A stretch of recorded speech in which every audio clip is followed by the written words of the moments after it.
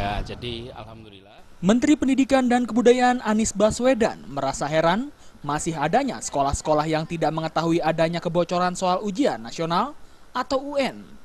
Untuk mengantisipasi hal itu, rencananya Kementerian Pendidikan dan Kebudayaan Kemendikbud akan menggunakan Indeks Integritas Ujian Nasional atau UN sebagai sanksi sosial untuk sekolah yang melakukan kecurangan dalam proses UN.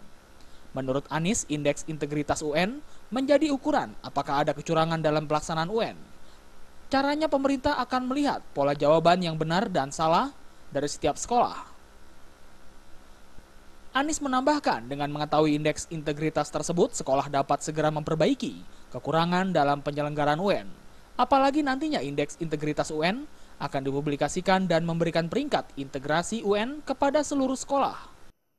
Enggak, ini dipakai untuk memperbaiki. Kenapa? Supaya kalau ujian itu jujur.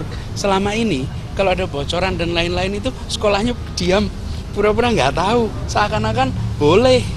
Kenapa jadi banyak? Saya sering katakan, bukan karena banyak pembocornya, tapi karena orang baiknya diam dan mendiamkan. Nah sekarang kita nggak mau diam. Kita tidak mendiamkan dengan cara nanti sekolah keluar indeksnya. Malu loh sekolah yang ternyata rame-rame pada kerjasama mengerjakan ujian nasional. Nah, harapannya apa? Seperti saya katakan tadi bertahap. Harapannya tahun depan nanti akan lebih baik. Tahun depan lebih baik. Yang namanya perubahan bertahap, tapi langkah awal kita mulai. Kebocoran soal UN terjadi saat UN tingkat SMA sederajat.